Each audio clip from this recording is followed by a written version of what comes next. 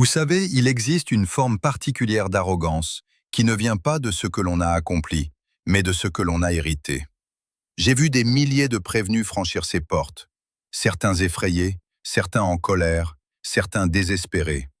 Mais Julian Sterling, héritier de 22 ans d'un empire immobilier valant des milliards, était différent. Il n'est pas entré avec de la peur. Il est entré avec un sourire narquois.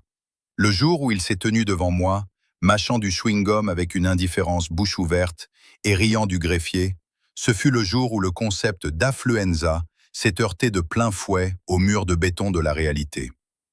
Quand j'ai finalement effacé ce sourire de son visage et prononcé une sentence que l'argent ne pouvait pas réparer, le silence dans la salle d'audience était si lourd qu'on pouvait le sentir dans la poitrine. Ce fut un moment qui rappela à tout le monde, dans cette salle, le fils d'un milliardaire n'est qu'un citoyen, comme les autres. Si vous avez déjà senti votre sang bouillir en voyant quelqu'un utiliser la carte bancaire de son père comme un bouclier contre les conséquences, traiter les forces de l'ordre comme du personnel de service et la sécurité des autres comme un jeu vidéo, alors arrêtez ce que vous faites. Montez le volume, car ceci n'est pas simplement un procès. C'est une leçon d'humilité de 40 minutes que vous attendiez toute votre vie. Revenons à l'incident qui a tout déclenché. C'était un samedi après-midi clair et frais dans le quartier historique de Providence. Des familles marchaient sur les trottoirs, des touristes prenaient des photos, l'ambiance était calme et paisible. Ce silence fut brisé en un instant par le hurlement strident d'un moteur V12. Une Lamborghini Aventador personnalisée, noir mat, ressemblant davantage à un avion furtif qu'à une voiture, a dévalé Main Street. Le compteur a confirmé plus tard qu'il roulait à 95 000 par heure dans une zone piétonne limitée à 25 000 par heure. Il ne se contentait pas d'aller vite, il faisait le spectacle. Zigzagant entre les voitures terrifiées, faisant rugir le moteur près de couples âgés traversant la rue, traitant les doubles lignes jaunes comme une suggestion plutôt qu'une règle. L'agent Miller, jeune recrue avec seulement 6 mois de service, était en patrouille ce jour-là. Quand il vit la traînée de métal noir passer à toute vitesse, manquant de peu un camion de livraison, il activa immédiatement ses gyrophares et sa sirène. La plupart des gens, quand ils voient des lumières bleues, paniquent. Ils se rangent. Ils s'inquiètent de l'amende. Pas Julian. La caméra embarquée montre la Lamborghini accélérant d'abord, comme si la sirène était un défi. Quand il décida finalement de s'arrêter, bloquant au passage une bouche d'incendie, il ne baissa pas la vitre. Il ouvrit la porte en ciseaux, sortit au milieu de la circulation avec son téléphone déjà levé, diffusant en direct pour ses abonnés. Il portait des lunettes de soleil de créateur valant plus que le salaire mensuel de l'agent et un t-shirt coûtant plus cher que la voiture de patrouille. Avant même que l'agent Miller puisse donner un ordre, Julian riait déjà face à la caméra. « Les gars, regardez ça !» cria-t-il, ignorant la circulation qui filait autour de lui. « Le fan club est en avance aujourd'hui. Je crois qu'ils veulent un autographe. » L'agent Miller s'approcha prudemment, main près de son arme, criant « Monsieur, remontez dans le véhicule. Remontez dans le véhicule immédiatement. » Julian ne broncha pas. Il ne regarda même pas l'agent. Il continua de filmer son propre visage, ajustant ses cheveux dans le reflet de la vitre, ce sourire paresseux figé sur ses lèvres. « Détends-toi, mon gars !» dit finalement Julian en se tournant vers l'agent avec un regard d'ennui total. « Tu sais au moins qui est mon père?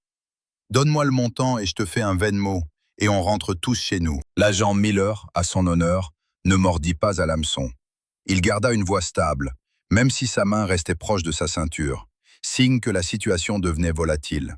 « Monsieur, remontez dans le véhicule, c'est un ordre légal.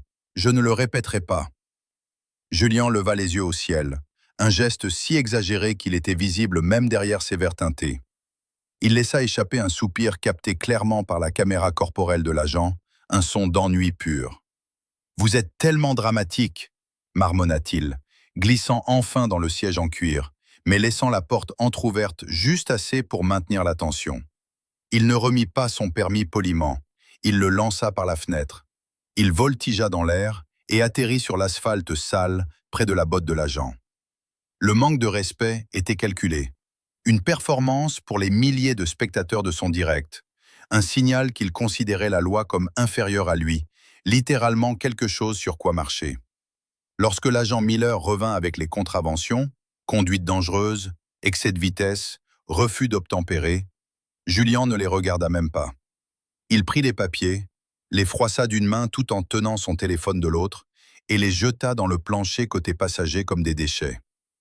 Puis il fixa l'agent, afficha son sourire éclatant et fit rugir le moteur si fort qu'il couvrit les dernières instructions. « On a fini ? Super. Ne me suivez pas. Je roule plus vite que le budget de tout votre service ne le permet. » Et sur ces mots, il démarra en trombe, pneus hurlants, laissant des traces noires dans un nuage de fumée âcre qui enveloppa la voiture de patrouille. 2 semaines plus tard, jour d'audience. La vidéo de l'interpellation était devenue virale, accumulant des millions de vues et provoquant l'indignation dans tout l'État. La salle d'audience était bondée. Des étudiants, des parents travailleurs, des commerçants, des gens qui gagnent chaque dollar à la sueur de leur front, attendaient de voir si le fils du milliardaire serait jugé selon les mêmes règles qu'eux. Quand Julien fit enfin son entrée, ce fut une gifle à la dignité du tribunal. Il arriva avec 20 minutes de retard, poussant les lourdes portes en bois non pas avec humilité, mais avec arrogance. Il ne portait pas de costume. Il entra en survêtement de créateur valant probablement plus que la voiture de la plupart des gens, lunettes toujours sur le nez, mâchant agressivement son chewing-gum. Il ne regarda ni le juge, ni le procureur. Il balaya la galerie du regard, repéra quelques amis au fond, leur fit un clin d'œil, mimant des pistolets avec ses doigts en descendant l'allée centrale. Il traitait la salle d'audience comme un salon VIP en boîte de nuit où il était l'invité d'honneur. Il n'y avait pas d'avocat à ses côtés. Comme le médecin arrogant avant lui, Julien pensait ne pas en avoir besoin. Il croyait que son nom de famille était la seule défense nécessaire. Il s'approcha du pupitre, s'y appuya nonchalamment, mâchant toujours son chewing-gum, et leva les yeux vers moi avec une expression qui disait « Finissons-en, j'ai un brunch ». Le greffier lut les accusations, énumérant les vitesses dangereuses et l'irrespect flagrant. La salle retint son souffle, attendant des excuses, un signe de remords. À la place, Julien sortit son téléphone pour lire un message, ignorant complètement le greffier.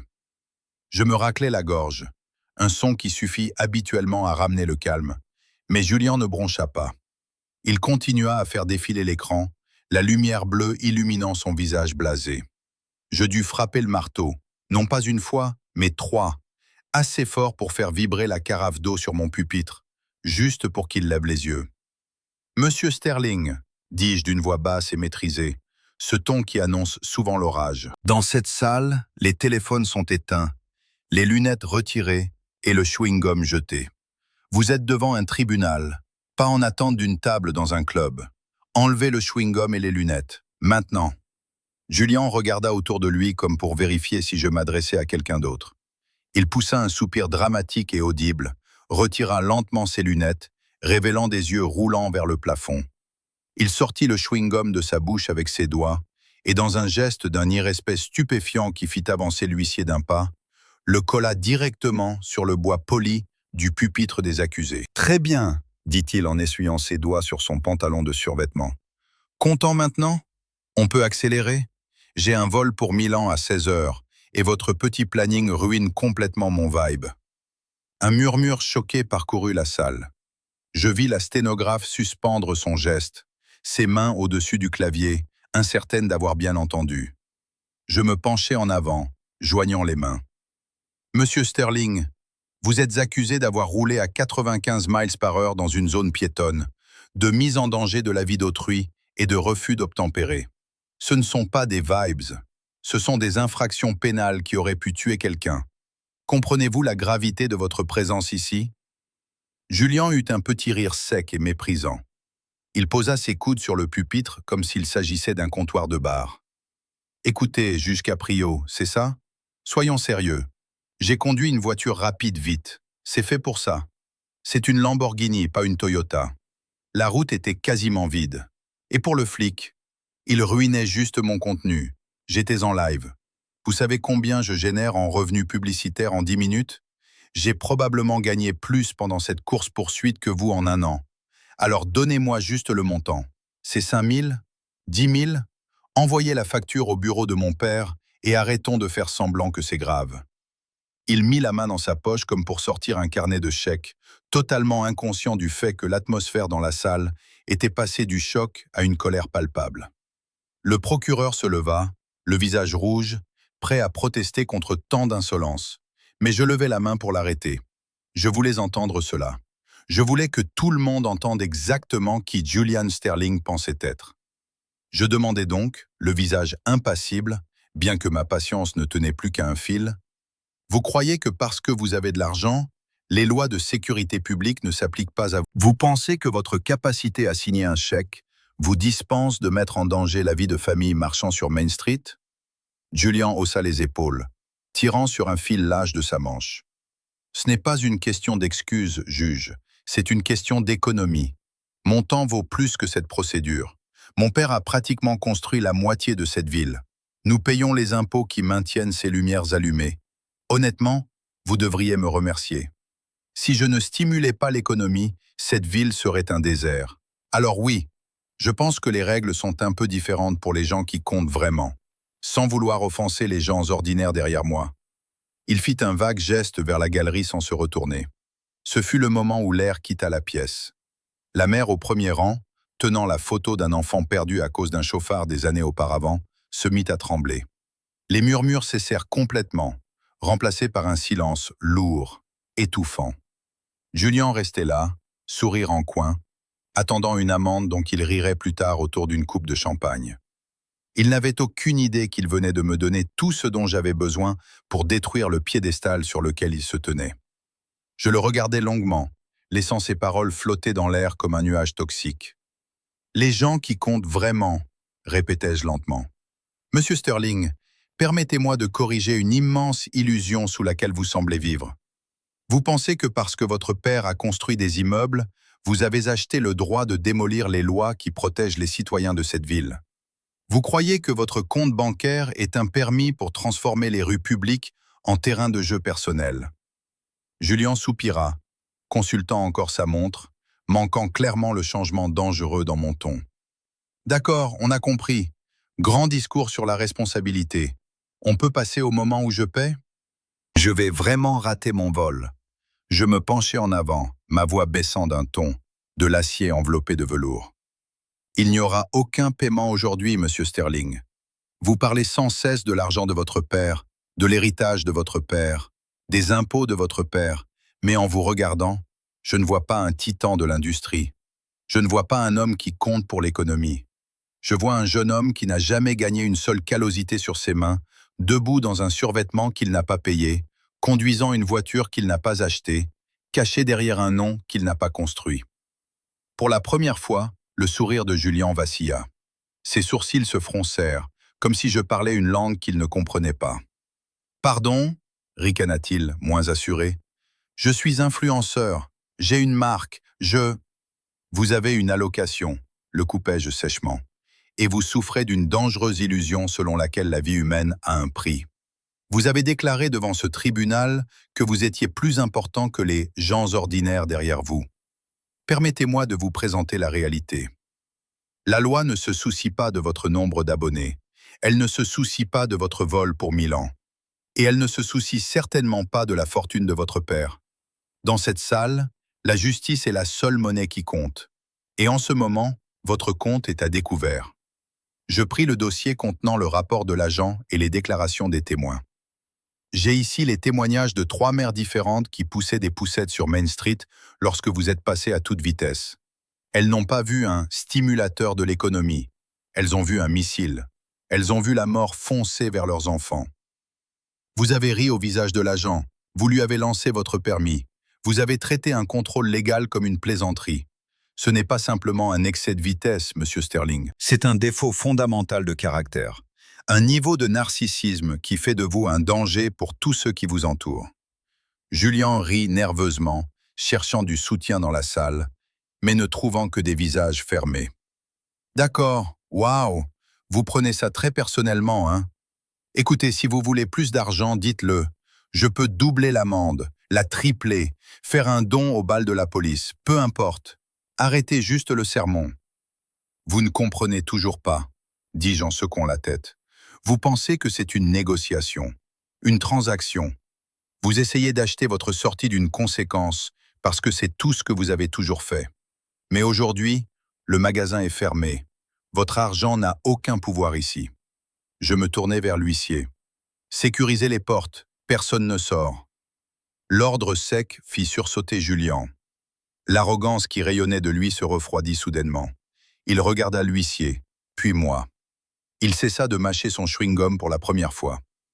Attendez quoi? Sécuriser les portes? Pourquoi? Je vous ai dit que j'ai un vol. Je paie l'amende et je pars. Vous ne payez pas une amende, déclarai-je d'une voix définitive.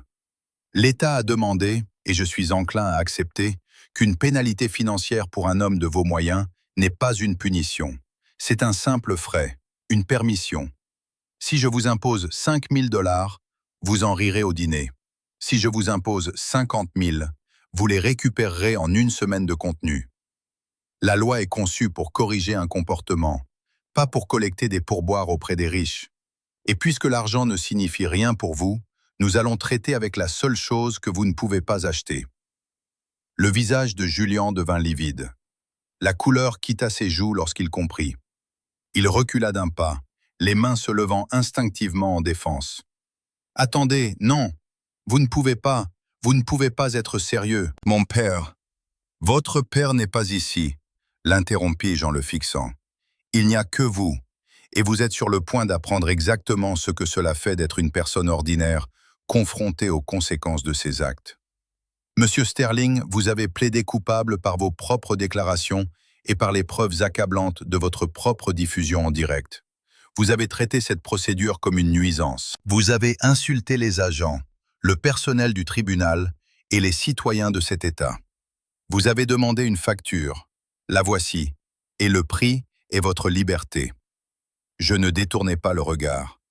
Pour l'accusation de mise en danger au premier degré, combinée aux circonstances aggravantes d'excès de vitesse en zone piétonne et de refus d'obtempérer, ce tribunal vous condamne à 6 mois dans l'établissement correctionnel du comté, avec effet immédiat. Il n'y aura pas de libération sous caution dans l'attente d'un appel, car vous représentez un risque de fuite avéré, ayant déjà tenté d'échapper aux forces de l'ordre. La bouche de Julien s'ouvrit. Le chewing-gum tomba enfin, atterrissant sans qu'il s'en aperçoive sur ses baskets hors de prix. « La prison » couina-t-il, la voix se brisant comme celle d'un adolescent. « Vous ne pouvez pas m'envoyer en prison. J'ai une marque, j'ai des sponsors. Vous savez ce que ça va faire à ma réputation ?»« Je n'ai pas terminé, » poursuivis-je, ma voix couvrant ses protestations. « Vous semblez croire que votre véhicule est un jouet, un accessoire pour votre célébrité en ligne. Vous avez utilisé une machine de 2 tonnes comme une arme pour terroriser un quartier. En vertu des lois de l'État concernant l'usage d'un véhicule dans la commission d'un délit de fuite, j'ordonne la saisie immédiate et la confiscation de la Lamborghini Aventador. « Non !» hurla Juliane, se jetant en avant et agrippant le pupitre, les jointures blanchies. « Vous ne pouvez pas prendre la Lambo. C'est une configuration personnalisée à un demi-million de $. Elle n'est même pas à mon nom, elle appartient à la holding. Mon père va vous poursuivre. Il achètera ce tribunal et le transformera en parking. Les avocats de votre père peuvent déposer toutes les requêtes qu'ils souhaitent, répondis-je calmement. Mais à partir de cet instant, cette voiture appartient à l'État et je recommanderai personnellement qu'elle soit vendue aux enchères, chaque centime étant versé au fonds d'indemnisation des victimes de chauffards. La machine que vous avez utilisée pour vous moquer du public servira à réparer les blessures de la communauté que vous avez mise en danger. La salle explosa. Ce n'était pas seulement des applaudissements, c'était un rugissement de stupeur et de justice rendue. Des gens se levèrent. La mère au premier rang éclata en sanglots, la main sur la poitrine. Julien regarda autour de lui, affolé pour la première fois de sa vie privilégiée. Il fixa son téléphone posé sur la table, désespéré d'appeler quelqu'un, n'importe qui, pour arranger cela. Mais l'huissier s'était déjà approché, posant une main lourde sur son épaule. « Et enfin, dis-je, rétablissant le silence, à votre libération, vous ne retrouverez pas immédiatement votre style de vie oisif. Vous accomplirez 1000 heures de travaux d'intérêt général, et pas n'importe lesquels. Vous serez affecté au service de voirie. Vous passerez vos journées à ramasser les déchets sur les routes que vous avez traitées comme un circuit. Vous porterez un gilet orange. Vous travaillerez de vos mains. Et vous apprendrez ce que signifie servir la communauté au lieu d'attendre qu'elle vous serve. De plus, votre permis de conduire est révoqué pour une durée de 10 ans. Si vous êtes surpris au volant de tout véhicule, motorisé ou non, vous retournerez en prison pour le reste de votre peine maximale. Vous vouliez aller vite, monsieur Sterling. Pendant la prochaine décennie, vous marcherez. Julian hyperventilait. La réalité s'abattait sur lui comme une avalanche. 10 ans? Les poubelles? Vous ne pouvez pas faire ça. Je suis Julian Sterling. Vous savez à quel point c'est humiliant? Je ne peux pas ramasser des déchets. Les gens vont prendre des photos. Ça va finir sur TikTok. Qu'ils prennent des photos, répondis-je en m'adossant à mon fauteuil. Qu'ils voient qu'en Amérique, personne n'est au-dessus des lois. Qu'ils voient que le caractère ne se définit pas par ce que l'on conduit, mais par la manière dont on traite son prochain.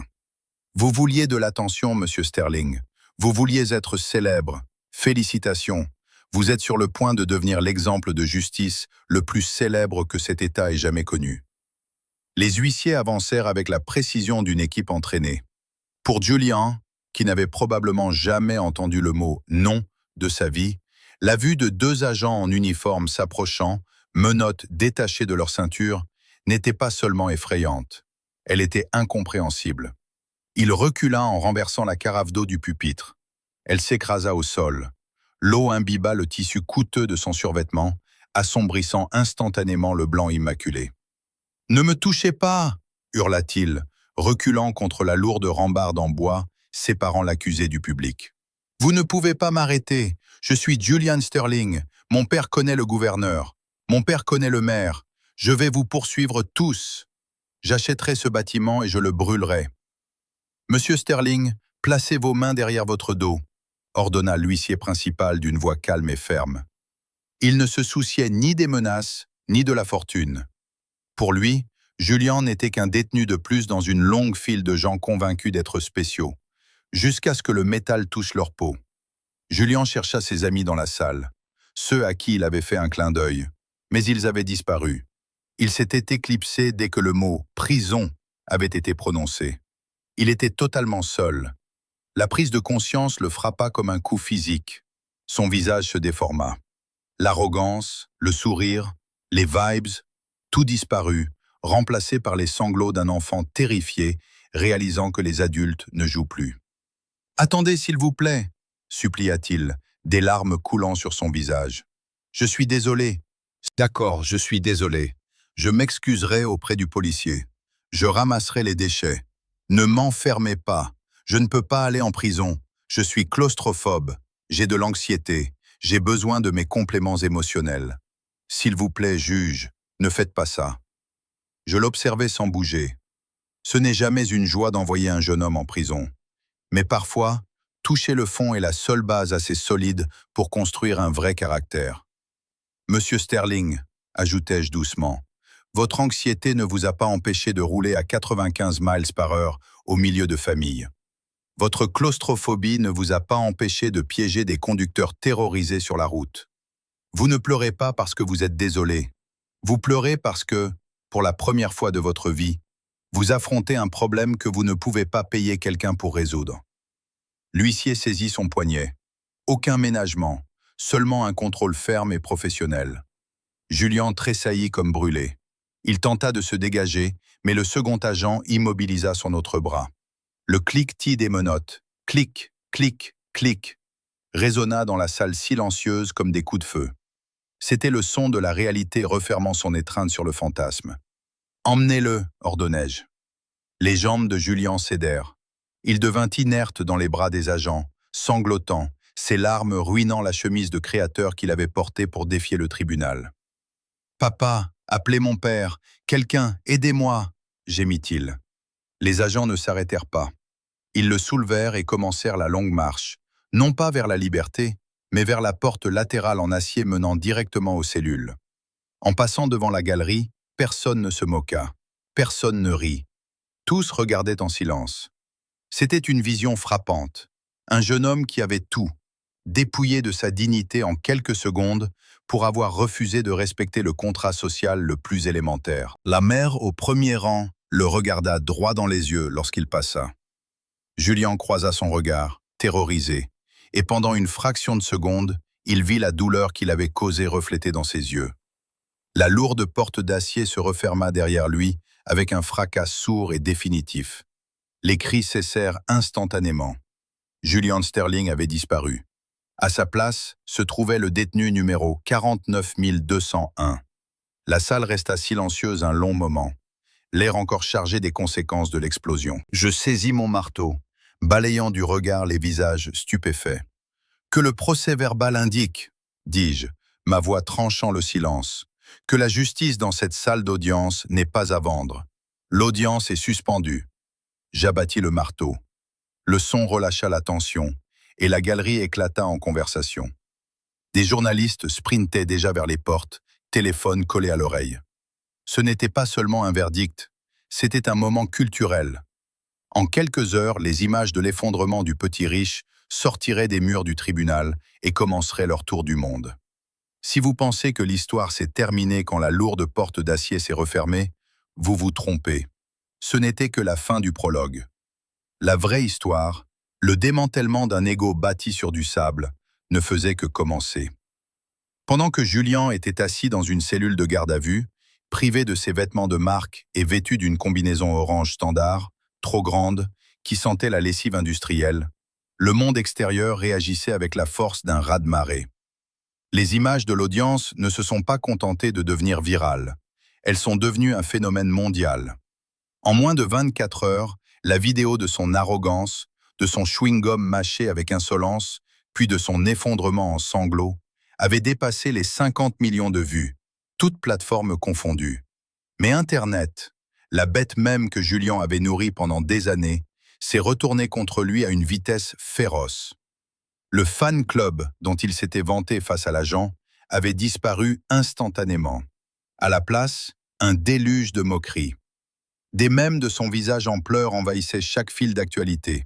Des hashtags comme #CryBabyBillionnaire et #JusticeServed faisaient le tour du monde. Son nombre d'abonnés ne baissa pas, il s'effondra. Des centaines de milliers de désabonnements par heure, sous les yeux du public, alors que son empire numérique s'écroulait en direct. Puis vinrent les sponsors. Les marques de montres de luxe, les boissons énergétiques, les labels de mode.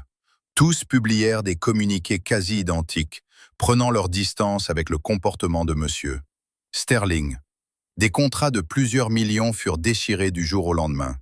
L'entreprise immobilière de son père dut désactiver les commentaires et publier des excuses publiques simplement pour arrêter l'hémorragie, jusque sur leur cours de bourse. Julien croyait être un atout pour l'économie. En réalité, il était devenu une responsabilité radioactive. À l'intérieur de la prison du comté, toutefois, il n'y avait ni likes, ni partage, ni filtre. Il n'y avait que la réalité froide, dure, des conséquences. Pour la première fois en 22 ans, Julian Sterling n'était pas le centre de l'univers. Il n'était qu'un détenu de plus à 6 blocs. La transition fut brutale. Le jeune homme qui dormait sur des draps de soie importés se retrouva sur un matelas mince, enveloppé de plastique, posé sur une couchette en acier. Le silence feutré de son penthouse fut remplacé par le vacarme permanent d'un établissement pénitentiaire. Cris, portes métalliques qui claquent, grilles qui s'entrechoquent et le bourdonnement des néons qui ne s'éteignent jamais vraiment. Les 3 premiers jours, il refusa de manger. Il resta assis dans un coin, les genoux contre la poitrine, attendant l'avocat, attendant la caution, attendant que son père surgisse et règle tout. Mais personne ne vint. Son père, furieux et humilié par le spectacle public, avait décidé de laisser la leçon s'imprimer. Les avocats coûteux reçurent l'ordre de se tenir à distance. Julien était seul. Le 4e jour, dépouillé de son entourage et de son ego, quelque chose se brisa en lui. Mais ce n'était pas un effondrement de désespoir, c'était un effondrement d'illusion. On lui attribua son premier travail, nettoyer les douches communes. Imaginez, un jeune homme qui n'avait jamais lavé une assiette de sa vie, qui jetait des déchets par la fenêtre de sa Lamborghini parce qu'il croyait que le monde était sa poubelle, se retrouvait à genoux, à frotter les joints au moyen d'une brosse à dents. Il eut des hauts le cœur. Il pleura. Il maudit le juge. Mais le surveillant au-dessus de lui s'en fichait. « T'as raté un coin, Sterling », se contenta-t-il de dire. Alors Julien frotta.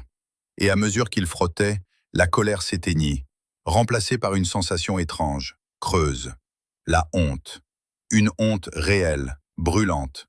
Pas parce qu'il avait été pris, mais parce qu'il comprenait à quel point il était petit. Sans la voiture, sans l'argent, sans le téléphone, qui était-il?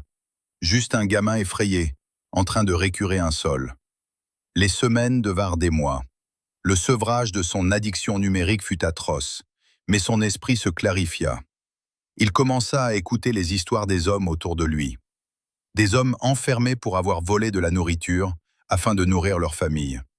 Des hommes qui avaient fait de mauvaises choses, faute d'options. Il comprit que les « gens ordinaires » qu'il avait méprisés au tribunal livraient des combats qu'il n'aurait même pas su imaginer.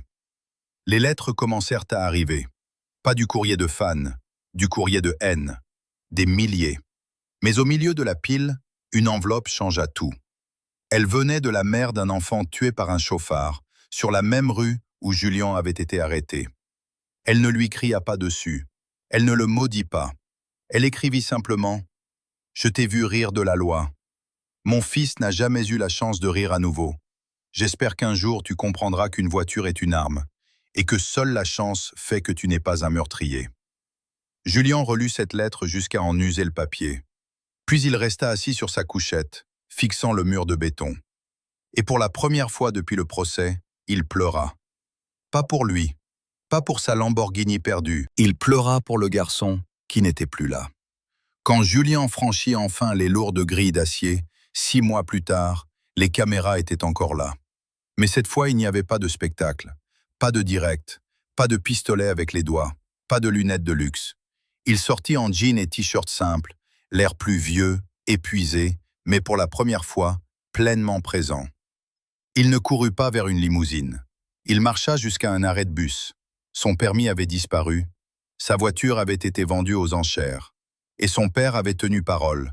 Julien repartait de zéro. Le service communautaire n'était pas seulement une punition, c'est devenu son salut. Pendant l'année suivante, les habitants de Providence virent une scène qu'ils n'auraient jamais cru possible. L'héritier milliardaire portant un gilet orange fluorescent, longeant la bande d'arrêt d'urgence avec une pince à déchets à la main. Il ne se plaignait pas. Il ne se cachait pas quand les voitures klaxonnaient ou quand on lui lançait des insultes. Il continuait de travailler. Il gagna chaque heure de liberté à la sueur de son front et à la force de main devenue calleuse. Mais la véritable fin de cette histoire se déroula loin des caméras. Un mardi pluvieux, Julien demanda une rencontre, non pas avec ses avocats, mais avec la mère qui lui avait écrit cette lettre, la mère dont le fils n'était plus. Ils se retrouvèrent dans un petit café près du tribunal. Je n'y étais pas, mais l'huissier qui l'avait escorté me raconta ce qui s'était passé. Julien ne lui proposa pas d'argent. Il n'offrit pas d'excuses. Il s'assit en face d'elle, la regarda dans les yeux, avec une humilité forgée par la réalité brutale de la justice, et il écouta. Il écouta les histoires des anniversaires de son fils, de ses jouets préférés, de la vie qu'il ne vivrait jamais. Et puis Julien pleura. Il s'excusa, non pas pour sauver sa réputation, mais pour tenter de refermer une blessure qu'il comprenait enfin. Aujourd'hui, Julien Sterling n'est plus un influenceur comme avant. Il n'a jamais eu une autre Lamborghini. Il utilise désormais ses réseaux sociaux pour une seule chose, parler aux jeunes conducteurs riches du danger séduisant du pouvoir et de la vitesse. Il leur montre sa photo d'écrou. Il leur montre les sacs poubelles. Et il leur dit la vérité que personne dans leur entourage n'osera prononcer. Vous n'êtes pas invincible. Quant à moi, assis sur ce banc jour après jour, on me demande souvent si j'ai pris plaisir à faire tomber le fils d'un milliardaire. On me demande si cela a fait du bien d'effacer ce sourire. Et ma réponse est toujours la même. Le but de la justice n'est pas de détruire une personne, c'est de détruire l'arrogance qui l'aveugle. Le jour où j'ai envoyé Julien en prison, je ne l'ai pas fait pour le blesser. Je l'ai fait pour le sauver. Je l'ai arrêté avant qu'il ne tue une famille innocente. Et je l'ai arrêté avant qu'il ne tue sa propre âme par l'entitlement. Ce jour-là, dans la salle, quand le marteau est tombé et que les larmes ont coulé, ce n'était pas une tragédie. C'était une mission de sauvetage. Nous avons effacé son sourire pour qu'un jour, il puisse se regarder dans le miroir et respecter l'homme qu'il voit. Alors la prochaine fois que vous verrez quelqu'un foncer dans votre quartier, comme si le monde lui devait le passage, souvenez-vous de Julian Sterling. Souvenez-vous qu'aucune somme d'argent ne peut racheter une vie et qu'aucun titre n'est au-dessus de la loi. La vraie justice est aveugle à votre portefeuille, mais elle voit votre cœur avec une précision parfaite. Et parfois, la peine la plus dure est la plus grande miséricorde déguisée. Conduisez prudemment, soyez bienveillants. Et souvenez-vous, dans cette salle d'audience comme sur ces routes, nous sommes tous égaux.